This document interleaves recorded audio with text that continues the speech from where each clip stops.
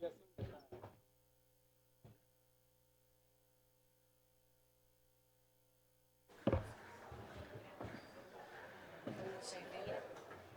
obrigada. Bom dia a todos e a todas. Um cumprimento especial ao presidente da Câmara e também a toda a mesa diretora. Cumprimento aos vereadores que estão assumindo, né, neste ano, e aos demais, né, que com certeza darão todo o suporte para quem está chegando. Quero cumprimentar também os meus colegas secretários que estão aqui, né, também numa forma de socialização do trabalho. Quero cumprimentar os meus colegas da secretaria e os demais presentes e aqueles que estão nos acompanhando.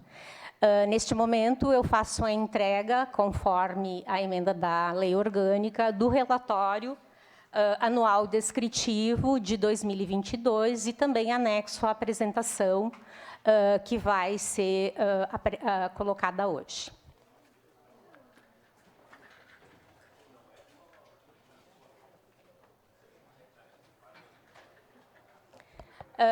O nosso plano de metas, aí vocês podem estar estranhando que tem 2022 e 2023, porque a gente acredita que a gente trabalha em ciclos, né?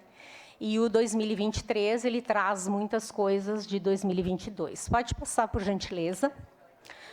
O nosso plano de metas, então, ele está baseado no plano de governo, e do plano de governo nós fizemos o PPA e depois a LDO e as respectivas LOAs.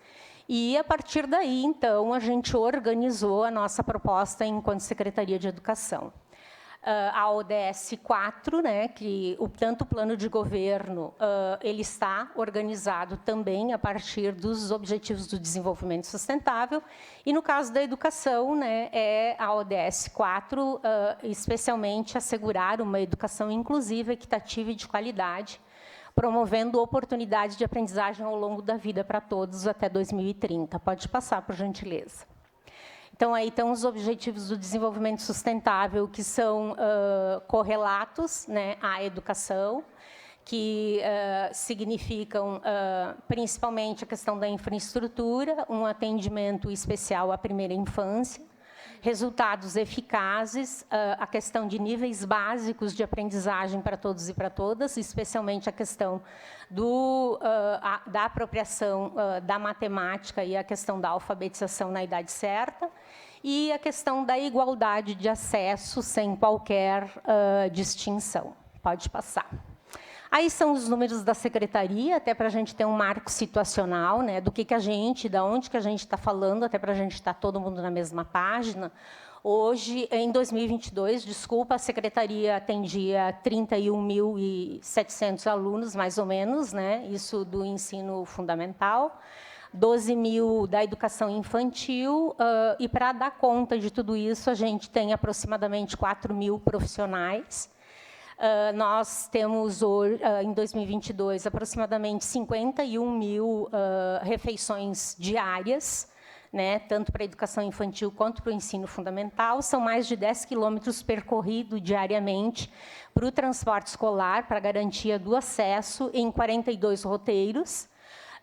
Tivemos, em 2022, um investimento aproximado de 10.000 por aluno, né, um pouquinho mais, quase 11.000. Do Fundeb, o que nós recebemos no ano passado foram quase 262 milhões.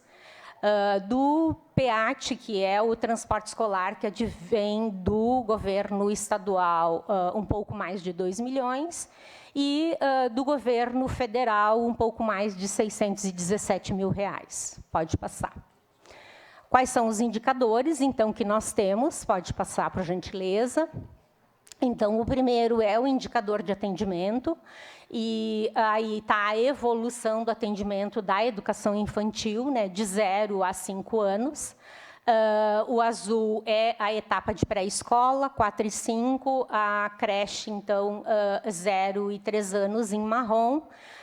Aí nós pegamos dos últimos anos, 5 anos, a evolução 6 anos, melhor dizendo, né, a evolução do atendimento. Então, hoje, nós estamos atendendo 5.500 crianças de creche e 7.360 crianças de pré-escola, 4 e 5 anos. Pode passar. Claro que esses números eles são muito relativos, né, até porque agora tem novas matrículas, tem toda uma movimentação. Outros indicadores de fluxo e também do IDEB, a gente traz, né, os anos iniciais e os anos finais, sendo que nos anos iniciais a gente cumpriu a meta prevista no IDEB, né, que é um indicador nacional, né, de desenvolvimento da educação básica, que combina fluxo e aprendizagem medido pela Prova Brasil. Nossos indicadores mais internos, então, por que eu trouxe a reprovação e o abandono? Porque são esses indicadores que são geradores, né, de metas, principalmente, para melhorar esses índices. Volta um pouquinho, por gentileza. Então, em 2022, aí, anos iniciais e anos finais, nos assusta bastante, principalmente a questão do abandono, e ele se dá principalmente nos anos finais, a questão também da reprovação. Isso deu mais ou menos, o ano passado, entre reprovados e abandonos, 1.800 estudantes, isso significa mais ou menos, para vocês terem uma ideia, 2 escolas igual a José Protásio, e isso significou mais de 22 milhões, né, de recursos que o município vai ter que reinvestir para atender, fazer esse atendimento. Pode passar, por gentileza. Aqui, como o IDEB ele avalia etapas finais, né, ele avalia o 5º e o 9º ano, nós precisamos saber da trajetória dessa criança até chegar ao 5º ano e até chegar ao 9º ano. E, por isso, desde 2021, nós instituímos o Avalia Caxias, que o compromisso nosso é da aprendizagem. Então, nós fizemos uma avaliação diagnóstica formativa, um pouquinho diferente da metodologia do IDEB, avaliando todos os alunos de 2º a 9º ano, naquelas habilidades que são consideradas essenciais pela Base Nacional Curricular Gaúcha, Base Nacional Curricular, desculpa, nacional. E aí, nós, a partir da primeira e da segunda avaliação, por territórios, vocês devem estar perguntando o que são esses T's, né? Nós organizamos as escolas, as 83 escolas, em 5 territórios de aprendizagem, por aproximação e por contextualização. Para cada território, a gente tem aproximadamente 16 escolas. E aí a gente comparou a avaliação que a gente fez em 2021 com 2022. E aí, dos alunos no nível baixo ou muito baixo, que são aqueles estudantes que ainda não consolidaram as habilidades que são fundamentais para prosseguir a trajetória escolar, então, aí está por território, né, o número de escolas que aumentou esse nível de baixo ou muito baixo, que manteve ou que diminuiu. Pode passar, por gentileza. A evolução do IDEB, tanto nos anos iniciais quanto nos anos finais. Caxias do Sul, ela é a 3ª cidade com maior IDEB do Rio Grande do Sul, mas isso não é motivo de comemoração, né? Principalmente pelo IDEB de 2021, porque o IDEB de 2021 é o que a gente chama de IDEB anabolizado, porque se ele combina aprovação e ele combina nível de aprendizagem, o que pesou aí foi a não reprovação desses 2 anos de pandemia, né, que acabaram subindo. Agora, nós temos, em alguns casos, principalmente nos anos finais em matemática, estudantes, grupo de estudantes que regrediram em até 7 anos na questão da aprendizagem no ensino da matemática nos anos finais. Isso é, cientificamente, né, tem muitos estudos com relação a isso, isso era, infelizmente, um fenômeno que seria, né, consequência do afastamento físico da escola. Pode passar, por gentileza. Pode passar. Bom, aí na LDO a gente tem algumas metas, né? 2021, 2022 e 2023, a gente colocou aí, essas são as metas que estão lá. Esse material depois vai ficar à disposição, né? A gente pode ser socializado, não tem problema nenhum, pode passar. E aí a evolução, então, do que a gente atingiu e não atingiu nesse percurso de 2022. Então, a gente não atingiu o número de alunos de ensino fundamental, a gente fez uma projeção para 33 mil, mas nós chegamos a 31 mil. Na creche, nós superamos a meta, né, em quase 1.500 estudantes, e assim sucessivamente, né? Então, quase todas as metas foram atingidas ou superadas daquilo que tinha sido colocada, né, como meta e que foi aprovada. Pode passar. Questões ainda não estimadas, né, não são metas quantificadas e ainda sem um valor pré-definido, mas tínhamos metas lá com relação à alimentação, infraestrutura e parceria, né? Então, em 2022, foram mais de 11 milhões de refeições servidas, né, para os nossos estudantes. Foram mais ou menos 70 escolas que nós tivemos obras ou reformas. Isso tanto da autonomia financeira que a escola recebe, porque a gente faz 3 repasses de autonomia financeira por ano, e aí todas as obras que a escola vai fazer com esse recurso, porque ela tem que investir no mínimo 30% na infraestrutura, ele passa, né, por autorização do nosso corpo técnico, exatamente para não ter problema estrutural futuro ou coisa parecida. E a parceria, então, a gente tem mais ou menos 1.346 crianças que são atendidas em instituições, no caso, né? Aí a gente tem 4.853 alunos que são transportados dia, né? 2.000 profissionais, mais ou menos, que foram capacitados, mais 35 estudantes. Isso era uma meta que estava, né, de alunos surdos, incluídos em escolas comuns.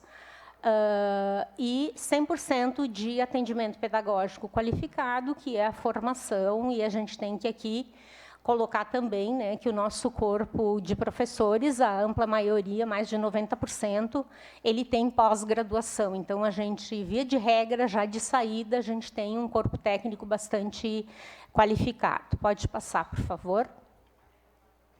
As metas atingidas, então, daquilo que estava, essa é uma visão geral, né, daquilo que estava previsto até agora, então, e temos ainda 2 anos, a gente teria aí atingido 75%, mas o que mais pesou aqui, se a gente for notar, né, é principalmente as novas escolas de educação infantil, que a gente ainda não conseguiu fazer entregas, e as matrículas da EJA, que, a princípio, a gente tinha a perspectiva de 400, que era o que, efetivamente, a gente tinha no boletim estatístico, mas, efetivamente, a gente tinha 80 e poucos estudantes frequentando, e hoje a gente tem 70... 2022, a gente fechou com 75 estudantes ainda... somente, eu diria, isso pode ser bom e isso pode ser não tão bom, né? Isso pode ser bom, que talvez o nível de escolaridade da nossa população teria aumentado, mas a gente sabe que não, pelos dados do IBGE, e não tão bom, porque daí a gente não está conseguindo, né, com que os estudantes, né, frequentem as aulas, ou sejam, apesar das campanhas que a gente tem feito e da busca ativa. Pode passar, por favor. Pode passar. Então, o nosso grande objetivo era as propostas para 2023, então a gente vai concluir o Plano Municipal da Primeira Infância. Isso é um marco para Caxias do Sul, é a cidade pensada em função das suas infâncias, especialmente da primeiríssima infância, 0 a 3 anos. A gente já tem uma comissão há bastante tempo que já está trabalhando. A Elise, que é nossa gerente da educação infantil, está coordenando esse trabalho. Essa é uma entrega que a gente vai fazer, exatamente para que todas as secretarias, né, e que a própria Câmara, ao propor projetos, também tenha em mente, além do Plano Municipal de Educação, o Plano Municipal para a Primeira Infância. Então, como que a gente pensa um parque que vai atender à primeiríssima infância, né? Que tipo de balanço, que tipo de de trabalho a gente vai fazer, quando a gente vai fazer uma obra numa escola, quando a gente vai fazer uma UBS, como que a gente pensa essa cidade, né, ou projetar uma rua, como que a gente pensa isso para facilitar, né, o desenvolvimento pleno dessas crianças. A questão da formação, então, a gente tem formação específica, principalmente, exatamente, para a atuação em educação infantil, que é para cada vez mais ampliar essa noção das infâncias mais livres e desemparedadas. Elas não precisam e não devem ser escolarizadas. A gente já tem um estudo científico que comprova que crianças que são escolarizadas na educação infantil, elas têm um menor desenvolvimento, têm mais problemas afetivos e emocionais. Então, nós temos que desemparedar as crianças. Nós temos trabalhado muito nessa perspectiva, inclusive com assessorias externas. A questão de dar essa visibilidade, então, para a primeiríssima infância. A criança que está no berçário, ela não está lá para ser cuidada. Com certeza, ela está para ser cuidada, mas principalmente para ser estimulada, e quanto mais for estimulada antecipadamente, maior será o desenvolvimento cognitivo dela. Ampliar vagas, então, a gente vai concluir agora a reforma da Leon, Aurora Milese, da Serrano e a EI de Fazenda Souza, né, que são conclusões que a gente tem que fazer. Diagnósticos precoces, principalmente para possíveis deficiências e a questão do transtorno do espectro autista, já desde lá da educação infantil, por isso a gente reformulou os contratos de gestão, implementando novos profissionais para que lá na educação infantil, quando a criança entra na escola, ela já possa ser olhada, né, e estimulada precocemente para que o desenvolvimento dela seja mais pleno. E concluir, né, a licitação das parcerias público-privadas. Já tivemos uma reunião muito produtiva ontem com o BNDES, né? O contrato já está assinado, então, agora, hoje, eles estão em visitas, junto com os outros parceiros, por escolas de educação infantil, exatamente para conhecer a nossa realidade e verificar exatamente o que Caxias merece e precisa. Pode passar. Os níveis de aprendizagem, né? A gente vai continuar trabalhando na elevação dos níveis de aprendizagem. Eu coloquei aí o IDEB, mas o IDEB a gente sabe que ele encerrou, né, o ciclo em 2021. Não sei agora o que vai ser proposto, provavelmente uma boa coisa, né, para dar continuidade a essa comparação. E, além disso, a partir de 2024, o ICMS, né, passa a ser distribuído para os municípios, também, né, com um dos indicadores de aprendizagem. Então, nós temos, sim, que trabalhar muito essas questões, até para que a gente não tenha perda de recursos, né? Isso, o IMERS, ele é um indicador que veio junto com o novo Fundeb, né, em 2020, que os estados tinham que fazer, né, a distribuição de cota-parte do ICMS em função dos resultados de educação. Os indicadores de fluxo, a gente quer trabalhar ainda muito mais, né, na redução dos índices de abandono e reprovação escolar. Isso significa que, se tu eleva os níveis de aprendizagem, isso automaticamente vai acontecer. Para esse ano, como foi aprovado ano passado, né, primeiro semestre, se não me falha a memória, nós temos que fazer a fixação dos critérios técnicos de mérito e desempenho para a direção de escola, né. Também é um dos indicadores para a questão de cota-parte do Fundeb, que é o VAR, né, que é o valor aluno-resultado, e uma das questões para nós nos candidatarmos a receber o VAR pela questão exatamente de ter equipes diretivas escolhidas por critério de méritos em desempenho. Vamos continuar trabalhando com a qualificação dos espaços físicos, finalizar as obras estratégicas e a licitação para EIs, que a gente já vai colocar aí. E o acompanhamento pedagógico é ampliar o projeto Eu Conto, Todos Contam, que é um projeto que atende intersetorialmente aqueles alunos em maior situação de vulnerabilidade e risco e que estão na eminência de deixar a escola. né? Nós temos crianças de 7 a jovens de 17 anos nesse projeto, que são acompanhados e, no turno contrário, eles têm atividades exatamente para mantê-los na escola. Nós temos também, esse ano, a inserção da língua inglesa desde os anos iniciais. Então, nós temos 5 escolas, uma em cada território, que se candidataram o ano passado. A gente vai fazer está fazendo esse projeto, porque a gente acredita que não adianta ter uma aula de língua inglesa no 6º, 7º, 8º e 9º ano, né? Porque os nossos alunos acabam não tendo, né, aquela possibilidade, né, e até para se desenvolver depois. Começando desde o primeiro ano, sem dúvida nenhuma, eles terão mais chances. Ampliar o ensino de robótica, educação financeira e empreendedora, ações complementares, que a gente vai retomar as ações complementares, e a questão da língua estrangeira moderna, principalmente para os migrantes, a exemplo do trabalho que a gente fez com as famílias e vai continuar fazendo dos transtornos dos estudantes de transtorno do espectro autista, a gente vai fazer com as crianças e seus familiares migrantes. Isso para ajudar professores, a família e a criança que não tem a língua portuguesa, e isso afeta, sem dúvida nenhuma, no desenvolvimento e aprendizagem e causa um transtorno, né, lá para o professor, que muitas vezes não consegue, né, comunicar e fazer a interação como gostaria. Então, nós vamos trabalhar este ano também nessa perspectiva.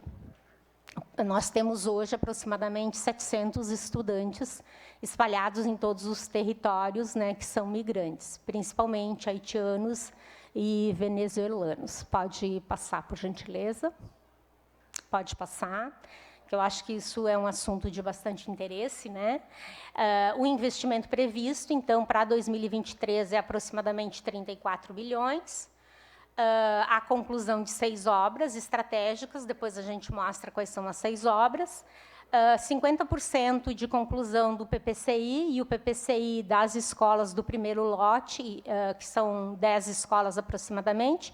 A gente não faz só o PPCI, né? A gente faz tudo o que a escola precisa, telhado, banheiro, tudo que, parte elétrica, tudo aquilo que está sendo necessário para a escola ficar em boas condições é feito junto com o PPCI. A abertura de mais 1.033 vagas, concluir os processos licitatórios em execução, que é uma escola e mais 3 reformas, depois a gente vai mostrar também. O início dos procedimentos para viabilizar as PPPs, né, em 2024, para 35 escolas. E os projetos, o mais atrasado aí é o da escola da Planalto Rio Branco, né, da EI Planalto Rio Branco, mas a Mariana e a Belo Horizonte ele já está bem adiantado o projeto. A gente pretende esse ano já fazer a licitação, concluir fazer a licitação. Pode passar. Então, o que nós temos aí para licitar? Né? Nós temos para licitar uma conclusão do Marianinha e da Desvio Riça, exatamente porque foi uma empresa que acabou sendo dispensada em função que ela não cumpriu o contrato, e aí até fazer todos os trâmites legais, infelizmente burocráticos, a gente, então, está organizando a Leonel Brizola, que é a construção da nova escola lá no campus, que também, né, já está com a Caixa, a gente já está fazendo o termo de referência. O governador Roberto Silveira, que é a questão das fundações, que é uma escola que passou por todo um processo sindicante, e a gente teve que interditar, né, a quadra, mas a gente já organizou, então, e já está fazendo tudo isso.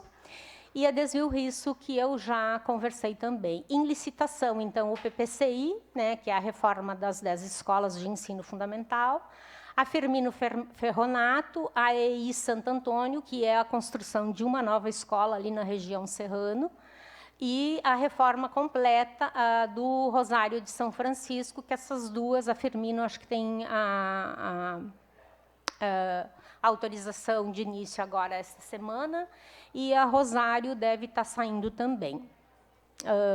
Esse percentual é o impacto, né, no investimento previsto de cada obra. Pode passar. Quais são as obras estratégicas? Então, a EI Fazenda Souza, que é uma reforma de uma casa que está sendo, né, concedida para nós por 5 anos, sem pagamento nenhum. Então, a gente vai fazer uma reforma geral na casa. Vai ser uma das primeiras escolas de educação infantil do interior. Pode passar.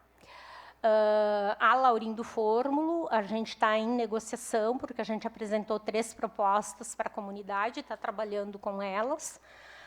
Uma delas é até a questão da construção lá naquela, eles gostariam que ficasse ali, mas a gente já ponderou, inclusive o vereador Valim estava presente naquele dia, então a gente já está bem adiantado, inclusive a gente tem uma reunião hoje à tarde, e, de repente, a gente já bata o martelo em algumas questões. Tá? Mas é uma situação que vai se resolver este ano.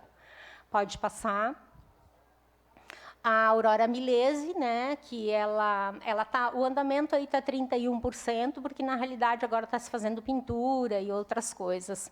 Mas é uma escola que, vocês sabem, está passando pela 4ª reforma. Né? A gente pretende que essa reforma seja finalística, né? É uma obra que foi o projeto do governo federal, que ele tinha problema porque ele é todo aberto e foi, quer dizer, a configuração dela toda não estava legal, né? Então é um investimento, né, de 463 mil e aí aumenta consideravelmente o número de vagas para atendimento naquela região. Pode passar. A Atiliano, então, é 48%. Vocês sabem que a empresa pediu, né, para sair. A empresa entrou em falência, entre aspas, né, uma empresa de fora. Esse é um problema quando tem um processo licitatório, né, vem todas empresas de vários locais, né. Nós já contatamos com o segundo colocado, exatamente para não ter que fazer o processo todo licitatório. E o nosso problema agora está sendo na questão da rescisão contratual, porque nós ainda temos um boletim de medição e a empresa, me parece que está marcada essa semana, depois de muitas notificações e de interferência, que vai nos deixar entrar na obra, porque a gente não pode entrar sem que alguém esteja junto, exatamente por todo esse processo que está tramitando, né, para que a gente possa fazer o boletim de medição e alguém da empresa acompanhar. Isso para prevenir futuros, né, problemas para o município. Pode passar. A EI Serrano é a mesma empresa, infelizmente, né, e aí ela ficou 52%, e agora a gente tem que fazer uma nova licitação. E, para isso, a gente tem que fazer todo o boletim de medição, fazer toda a reorganização, ver o que falta. E vocês sabem que as empresas não gostam muito de pegar obras, né, que foram iniciadas por outros. Mas é um esforço que a gente vai fazer. Pode passar. A EI Leon, ela vai ser entregue agora. O que está sendo feito aí é mais a parte de jardinagem. Ela estava atendendo 20 crianças pelas precárias condições que ela tinha. Ela foi ampliada, né? Ela está muito bonita, está muito bem organizada. Foi construída, inclusive, uma parte toda administrativa. E aí ela passa, né? A gente quadruplicou a capacidade dela. Pode passar. Os investimentos, então, totais da para a Secretaria de Educação, né, com relação ao município. Então, para 2023, a previsão é 686 milhões de reais. Pode passar. Os principais investimentos, então, os 3 repasses de autonomia financeira que a gente faz para as escolas, mais 70 reformas aí que a gente já tinha colocado, né? Continuar investindo na valorização e formação dos professores, dos profissionais como um todo.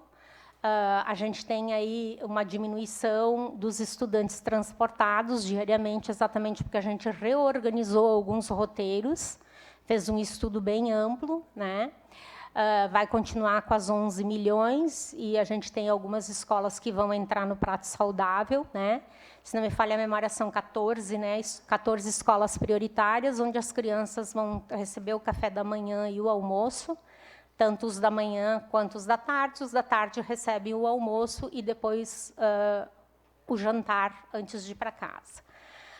Mais 12 mil de crianças, né, serão para a educação infantil, exatamente se a gente conseguir concluir com as obras aí e continuar com as parcerias que a gente tem. Mais 360 alunos com cuidadoria, 32 mil estudantes, 1.033 abertura de novas vagas e 13.776 horas de projeto de recuperação de aprendizagem, que é o PRA. Exatamente a partir daqueles resultados da avaliação lá, nós tivemos o projeto de recuperação de aprendizagem, que é um professor a mais na escola, para trabalhar por docência compartilhada, então, 2 professores na mesma sala, exatamente para dar uma atenção maior para aqueles que precisam mais, e também para trabalhar individual ou em pequenos grupos. 850 horas de formação continuada e, pelo menos, né, mais 2 novas escolas que a gente consiga concluir esse ano. Pode passar? Eu acho que era isso, né? Eu agradeço a atenção de todos. A secretaria está sempre à disposição, né? Nós estamos, todo mundo tem o WhatsApp funcional da secretaria. Muitas vezes a gente não consegue responder imediatamente, mas na medida do possível, às vezes a gente responde 11 horas, 11h30, mas a gente dá o retorno. Claro que nesse período é um pouco mais complicado, porque nós estamos em plena efervescência de matrícula, transferência, busca de vaga, né? Então, às vezes, a gente não consegue dar imediatamente, porque primeiro a gente atende a pessoa que está lá na ponta, que está lá, né, esperando, mas a gente, né, na medida do possível, sempre faz as entregas para vocês, mas continuamos à disposição. E muito obrigada pelo espaço. Acho que esse espaço é um espaço extremamente importante para a comunidade caxiense, até porque a gente tem que sair e mudar a cultura, 2 culturas, né, que, infelizmente, ainda estão muito arraigadas na sociedade brasileira, que dar a vaga é suficiente, a vaga é só o acesso, né? Mas ele tem que ter acesso, ele tem que permanecer na escola, e o mais importante, ele tem que ter sucesso, ele tem que aprender. Se a gente quer uma sociedade realmente, né, transformada e transformadora e acolhedora para todos. E uma outra que a gente já venceu bastante, mas a gente ainda tem que vencer, é a questão de naturalizar a reprovação. E, geralmente, os que mais reprovam, infelizmente, são os de nível socioeconômico né, mais baixo, e isso não sou eu que estou dizendo, isso são os estudos que comprovam, desde a pandemia, os próprios microdados, né, se a gente for analisar o IDEB, também. Então, a gente tem que desnaturalizar isso. A escola é um local onde as pessoas devem ser acolhidas, e o professor, a direção, ela acolhe, tem que acolher esse estudante nas suas necessidades, porque ele tem que ser acolhido, ele tem que estar num local que ele se sinta seguro e aprenda. É isso. E a gente aprende quando a gente se sente que a gente é amado e que a gente é respeitado. E que não há diferença, porque nós somos muitos diversos, né? E somos muitas gentes, o que a gente diz, né? Então, muito obrigada, e que bom que todo mundo, espero que em casa também as pessoas tenham a oportunidade de dar cada vez mais valor para a educação, para os seus profissionais, para as escolas e para todos os trabalhadores. Muito obrigada.